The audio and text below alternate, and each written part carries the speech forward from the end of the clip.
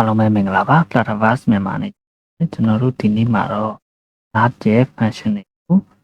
သုံးနည်းအကြောင်းတွေသိသွားပြီ Dart ရဲ့ function ကို parameter နဲ့သုံးတာတွေသိသွားပြီအဲ့တော့ဒီ parameter နဲ့သုံးတဲ့ထဲမှာကျွန်တော်တို့နောက်နှစ်နည်းရှိသေးတယ်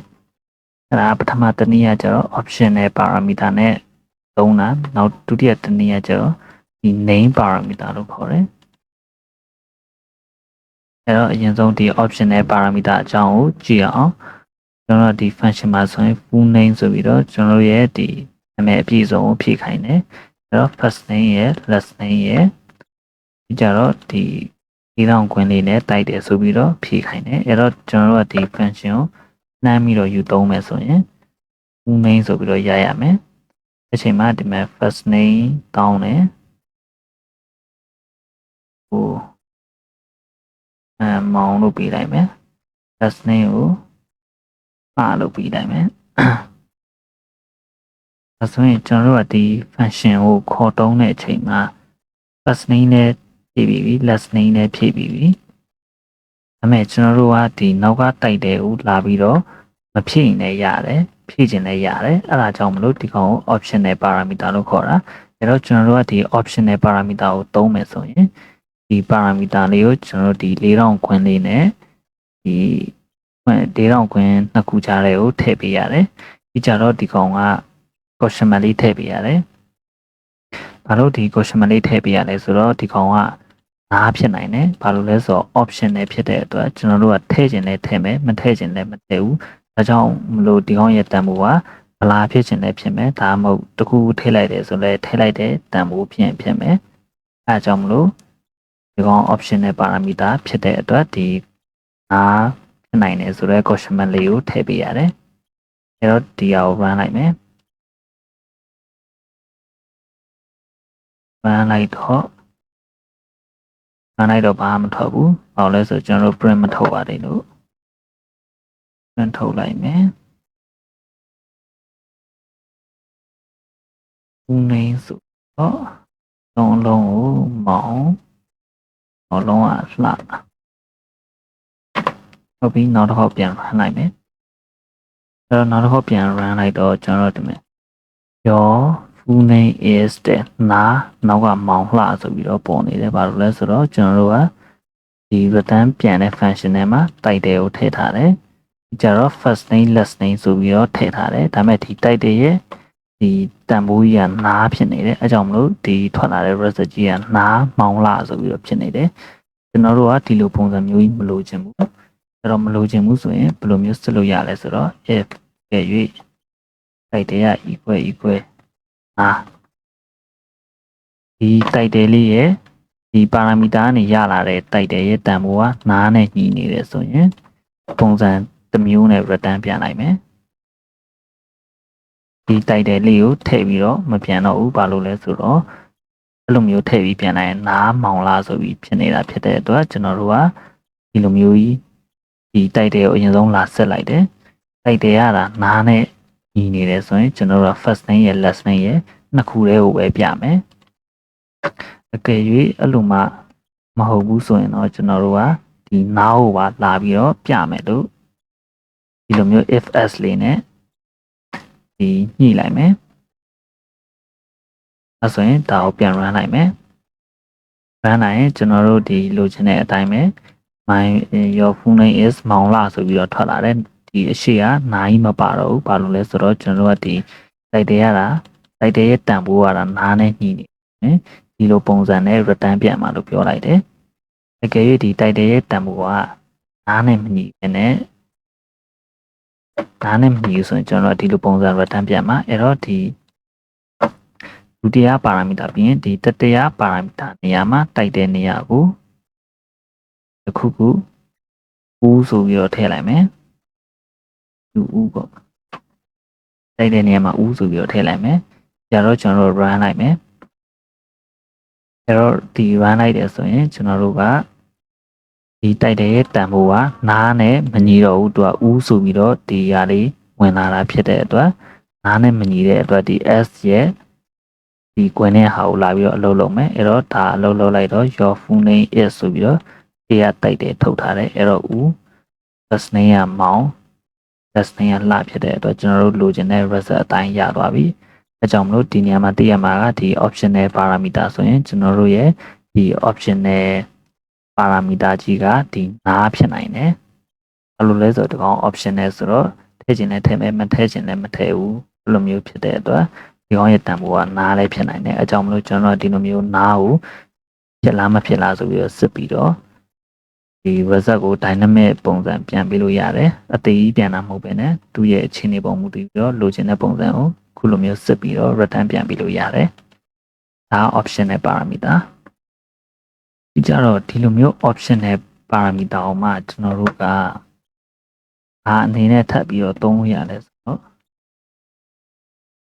default value ပါအဲ့တော့ဒီမဲ့ default value အနေနဲ့ကျွန်တော်တို့ကလာပြီးတော့ထည့်လို့ရတယ်ကျွန်တော်တို့ဒီမှာဆိုရင်တိုက်တဲ့ရဲ့ဒီတန်ဖိုးကကျွန်တော်တို့နားဖြစ်နိုင်တယ်ဆိုပြီးတော့ကျွန်တော်တို့ကပြောခဲ့တယ်ဒါပေမဲ့အဲ့လိုနားကြီး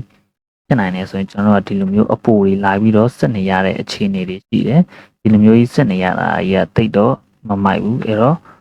နောက်ထပ်ဒီ default အနေနဲ့ဒီကောင်ကိုဘာထည့်ပေးလို့ရနိုင်လဲဆိုရင်ကျွန်တော်ဒီလိုပုံစံအနေနဲ့လည်းသုံးလို့ရတယ်တကယ်၍ဒီမဲ့ is teenager ဖြစ်လာဆိုရင်ကျွန်တော်တို့ကဒီကျွန်တော်တို့ရဲ့အသက်ကိုလာပြီးတော့ထည့်လိုက်မယ်အသက်ကဒီ teenager ဖြစ်လားမဖြစ်ဘူးလားဆိုတော့သူက return ပြန်ပေးမယ်ဒါပေမဲ့အဲ့ဒါကဘယ်လိုတိုက်ဆက်လဲဆိုတော့သူကဒီကျွန်တော်တို့ဒီ defaultဒီ optional parameter ထဲမှာဒီ min ရဲ့တန်ဖိုးကျွန်တော်တို့က73ဆိုပြီးတော့ဒါထည့်လိုက်တာဒါ default ထည့်လိုက်တယ်လို့ခေါ်တယ်သူ့ရဲ့ default တန်ဖိုး max ရဲ့အထဲကိုလည်းသူက19ဆိုပြီးတော့ဒီ default အနေနဲ့ထည့်လိုက်တယ်အဲ့တော့ဒီ minimum 73ဒါမှမဟုတ်ရင်ဒီ19ဂျားထဲမှာရောက်နေတယ်ဆိုရင်ကျွန်တော်တို့ဒါ teenager ဖြစ်တယ်လို့အဓိပ္ပာယ်ရတယ်အဲ့တော့ဒီကောင်ကိုလာပြီး run မယ်ဆိုရင် is teenager ဆိုပြီးတော့ကျွန်တော်15ထည့်လိုက်မယ်15ထည့်ပြီးတော့ဒါကို run လိုက်မယ်အဲ့တော့ teenager ဖြစ်တယ်ဘာလို့လဲဆိုတော့ကျွန်တော်တို့ရဲ့ဒီ minimum တန်ဖိုးက73 15ဆိုတော့ဒီကောင်73ထက်လည်းကြီးတယ်ဒီကြတော့ဒီ19ထက်လည်းငယ်တာဖြစ်တဲ့အတွက် teenager ဖြစ်တယ်ဆိုပြီးတော့ဒီမှာ true return ပြန်တယ်ကျွန်တော်တို့ကဒီ default value ကိုလာပြီးတော့ပြောင်းချင်တယ်ဆိုရင်ဒီမျိုးပြောင်းလို့ရတယ်15ရဲ့အနောက်မှာဒီ year ရဲ့အနောက်မှာလာမဲ့ကောင်က minimum ဖြစ်တဲ့အတွက်ကျွန်တော်တို့ minimum ကိုအနည်းဆုံးအသက်16နဲ့ရှိရမယ်လို့ပြောလိုက်မယ်ပြောပြီးတော့ max ကကြတော့ဒီအများဆုံး100လို့ပြောလိုက်မယ်ဒါဆိုရင်ကျွန်တော်တို့ကဒီကောင်ကိုပြန် run လိုက်မယ် run လိုက်ရင်တော့ false ထွက်သွားပြီဘာလို့ false ထွက်သွားလဲဆိုတော့ကျွန်တော်တို့ရဲ့ဒီ year နေရာမှာကျွန်တော်တို့ဒီ15ထည့်လိုက်တယ်အဲ့တော့ဒီ minimum နေရာမှာကျွန်တော်တို့က73မဟုတ်တော့ဘဲနဲ့18ဆိုပြီးတော့ထည့်လိုက်တယ်အဲ့တော့ဒီ minimum ရဲ့တန်ဖိုးကသူ့ရဲ့ default 73မဟုတ်တော့ဘူးကျွန်တော်တို့ထည့်ပေးခဲ့လိုက်တဲ့18ကိုသူကလာပြီးတော့ override လုပ်သွားတယ် override လုပ်သွားတာဖြစ်တဲ့အတွက်ဒီ minimum ရဲ့တန်ဖိုးက18ဖြစ်သွားတယ်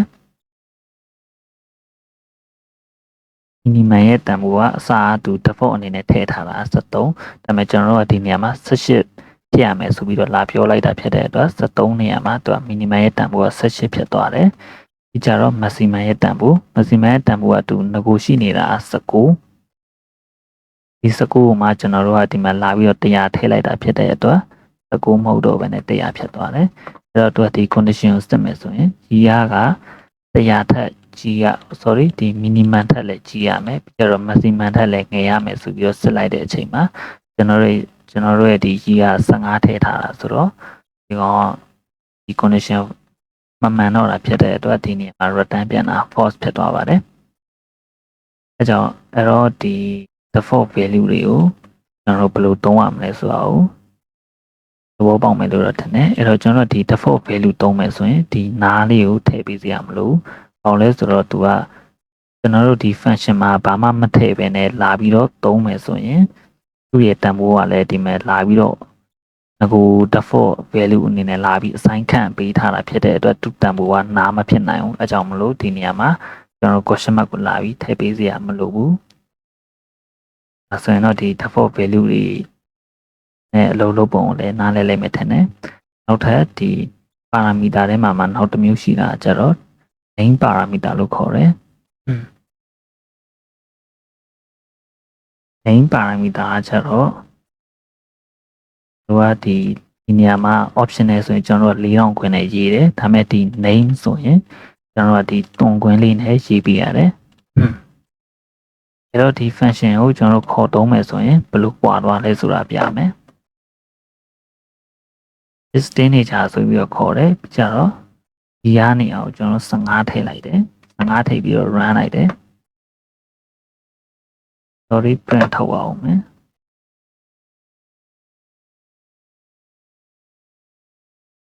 destination 15ဆိုပြီးတယ်အဲ့တော့ run လိုက်မယ် run လိုက်တော့ကျွန်တော်တို့ရဲ့တန်ဖိုးကဒီ15ဆိုတော့73နဲ့19ခြားထဲမှာရှိတဲ့အတွက်ဒီ result က true ဆိုပြီးပြန်လာတယ်ဒါပေမဲ့ဒီ name parameter ကဘယ်လိုမျိုးလဲဆိုတော့ကျွန်တော်တို့ကပုံမှန်ဆိုရင်အနောက်ကနေထည့်မယ်ဆိုရင် minimum ရဲ့တန်ဖိုး override လုပ်ချင်တယ်ဆိုရင်ကျွန်တော်တို့ကဒီ15ရဲ့အနောက်မှာဒီလိုမျိုး clear 18ပြီးတော့100ဆိုပြီးတော့ကျွန်တော်ရေးခဲ့တယ်မဲ့ဒီ name parameter ဆိုရင်ကျွန်တော်အဲ့လိုပုံစံရေးလို့မရတော့ဘူးဒီ name အတိအကျနဲ့ရေးပေးရတယ်ဘယ်လိုမျိုးလဲဆိုတော့ minimum ဆိုရင်ကျွန်တော်က minimum နောက်ကဒီ full column လေးနဲ့18ဆိုပြီးတော့ရေးပေးရတယ်ဒီကြတော့ maximum ဆိုရင်လည်းဒီလိုမျိုး full column လေးနဲ့100ဆိုပြီးတော့ရေးပေးရတယ်အဲ့တော့ဒီနေရာမှာအားသာချက်ကကျွန်တော်တို့ဒီမှာဒီရေးထားတဲ့ဒီလိုမျိုး18 100ဆိုပြီးတော့ဒီလိုမျိုးကျွန်တော်တို့ကဒီရေးထားတယ်ဆိုရင်ဒီခွန်းထဲကိုရုပ်တရက်ကြည့်လိုက်မယ်ဆိုရင်ဒီ18ဆိုတာဘာတန်ဖို့ပြောချင်တာလဲကျွန်တော်တို့မသိဘူးဒီ100ဆိုတာလည်းဘာတန်ဖို့ပြောချင်တာလဲဆိုတော့ကျွန်တော်တို့ကမသိဘူးအဲ့တော့ဒီ function ကဘယ်လိုအလုပ်လုပ်တာလဲဒီနောက်က parameter တွေကရောဘာကိုကိုစားပြုတာလဲဆိုတော့ကျွန်တော်တို့အလွယ်တကူမသိနိုင်ဘူးအဲအကြောင်းမလို့ဒီ name parameter ဆိုတာပေါ်လာတာဒီ name parameter ကကျတော့ကျွန်တော်တို့ဒီ function ကိုကြည့်လိုက်တာ ਨੇ ဟောဒီကောင်ကတော့15ဆိုတော့အသက်ကိုပြောတာဒါဆိုရင်ဒီ18ကကျတော့ဟောဒါ minimum ဘယ်လောက်ရှိရမလဲဆိုတော့18အောင် maximum ကျတော့100ဖြစ်ရမယ်ဆိုပြီးတော့ကျွန်တော်တို့ဒီ function ကိုကြည့်လိုက်တာ ਨੇ ဒီနောက်က name parameter တွေကဒီနာမည်ပေးထားတာဖြစ်တဲ့အတွက်ဒီပို့ပြီးတော့မြင်တာတယ်ဘာလို့ဆိုလို့လဲဆိုတော့ကျွန်တော်တို့တန်းပြီးတော့တဘောပေါက်လွယ်တယ်အကြောင်းမလို့ဒီ name parameter တွေကထွက်လာတာဖြစ်နိုင်ဒီ name parameter တွေကိုပို့ပြီးတော့ကျွန်တော်တို့တုံးတင်တယ်အမှပို့ပြီးတော့ကုတ်တွေကိုဖတ်ရတာပို့လွယ်တာဒီကြတော့ဒီ name parameter တွေကဒါတွေရဲ့ဒီအားသာချက်ကကြတော့ကျွန်တော်တို့နေရာကိုကြိုက်တဲ့နေရာမှာထားပြီးတော့တုံးလို့ရတယ်ဟောကဘယ်လိုလဲဆိုတော့ကျွန်တော်တို့ဒီ maximum ကိုအရင်ဆုံးလာရေးမယ်ရေးပြီးတော့မှ minimum ကိုလာရေးမယ်ဒါဆိုရင်လည်းသူ့ရဲ့ result ကမပြောင်းသွားဘူးဒီမှာ false ပဲထွက်တယ်သူ့ရဲ့ result ကပါဒီ max နေရာကိုကျွန်တော်တို့ဒီ max 100ပဲလာဝင်တယ်ဒီ minimum 18နေရာကိုလည်းဒီ18ပဲလာဝင်တယ်အဲ့လိုမျိုးဒီအရှိအနောက်ချိန်လိုက်လေဒီကောင်ရဲ့ parameter တွေကသူ့နေရာနဲ့သူဝင်သွားတာဖြစ်တဲ့အတွက်ဒီဒါလည်းအားသာချက်ပဲအဲ့တော့ပို့ပြီးတော့မြင်တော့ print ထုတ်ပြရမယ်ဆိုရင် print minimum ဆိုပြီးတော့ကျွန်တော်တို့ minimum ကို maximum ဆိုပြီးတော့ maximum ရဲ့တန်ဖိုး print ထုတ်လိုက်မယ်အဲ့တော့ကျွန်တော် run လိုက်မယ် run လိုက်တော့ minimum ရဲ့တန်ဖိုးက18 max က100ပဲကျွန်တော်တို့ကmax ကိုလာပြီးတော့အရင်ရေးထားတယ်ပြီးကြတော့မှ minimum ကိုရေးတယ်ဒါပေမဲ့လို့သူ့ရဲ့ဝင်သွားတဲ့တန်ဖိုးကကျတော့သူ့နေရာနဲ့သူဝင်သွားတယ် minimum ဆိုရင် minimum ပဲ maximum ဆိုရင်လည်းကျွန်တော်တို့ဒီ maximum မှာထည့်ခဲ့တဲ့100ပဲဝင်သွားတယ်အဲ့တော့ဒီ name parameter ရဲ့အားသာချက်တွေကအခုလိုမျိုးဖတ်ရတာပို့ပြီးတော့ထင်သာမြင်သာရှိတယ်ဘာလို့ဆိုလို့လဲဆိုတော့ပို့သိတဲ့အပြင်သူ့ရဲ့ position ကကြိုက်တဲ့နေရာမှာထားပြီးတော့ရေးလို့ရတယ်ကြည့်ပြီးကျွန်တော်တို့ကဒီ name parameter တွေကိုမသုံးဘူးဆိုရင်ဒီအရှိအဟာတွေလိုပဲကျွန်တော်တို့ရဲ့ဒီအရာကြီးက position ကကျတော့သူ့နေရာနဲ့သူထဲမှာကိုရမှာတော့ဒီမှာလာပြလိုက်မယ်ဒါကို run လိုက်မယ်ဆိုရင်ကျွန်တော်တို့ကဒီ15ပြီးတော့ဒီ minimum နေရာဆိုတော့ minimum နေရာကို18ဆိုပြီးထည့်လိုက်တော့ minimum က18ဖြစ်သွားတယ်ဒီကြတော့ maximum နေရာကို100ထည့်လိုက်တော့ဒီနေရာမှာ maximum 100ဖြစ်သွားတယ်ဒါပေမဲ့ကျွန်တော်တို့တကယ်တမ်းဖြစ်ချင်တာကကြတော့ဒီလိုမျိုးပေါ့ minimum 18 maximum 100ဆိုပြီးဖြစ်ချင်တယ်ဒါပေမဲ့ဒီ coding ရေးတော့ကြတော့ကျွန်တော်တို့ကမှားပြီးတော့100ကိုအရင်လာရေးပြီးတော့18ကိုနောက်မှလာရေးလိုက်တယ်ဆိုရင်သူကဘယ်လိုပုံစံဖြစ်သွားလဲဆိုတော့ minimum နေရာကြီးကို100ကဝင်သွားပြီးတော့ဒီ maximum နေရာကိုကြတော့18ဝင်သွားတယ်အဲ့တော့ကျွန်တော်တို့လိုချင်တဲ့ပုံစံမဖြစ်တော့ဘူးသူက2 position နဲ့2အတိအကျလိုက်ပြီးရေးရတာဖြစ်တဲ့အတွက်ဒီကောင်တွေကဒီပြောရမယ်ဆိုရင် position parameter လို့ပြောရင်လည်းရတယ်အဲကြောင့်မလို့ကျွန်တော်တို့ဒီခုလိုမျိုး position parameter တွေကိုသုံးမဲ့အစားဒီလိုမျိုး name parameter တွေကိုပို့ပြီးတော့သုံးတင်တယ်ဒီသုံးရင်လည်းပိုကောင်းတဲ့အချက်တွေရှိတဲ့အတွက်ကျွန်တော်တို့ဒီ name parameter တွေကိုပဲထည့်နိုင်မယ်ဆိုရင်များသောအားဖြင့်ပို့ပြီးတော့သုံးစေချင်ပါတယ်အဲ့တော့ဒီ name parameter ရဲ့ optional parameter အပြင်ဟိုမှာဒီ default value တွေသုံးပုံတွေကိုလည်းနားလည်လိမ့်မယ်လို့ကျွန်တော်မျှော်လင့်ပါတယ်အားလုံးကိုကျေးဇူးအများကြီးတင်ပါတယ်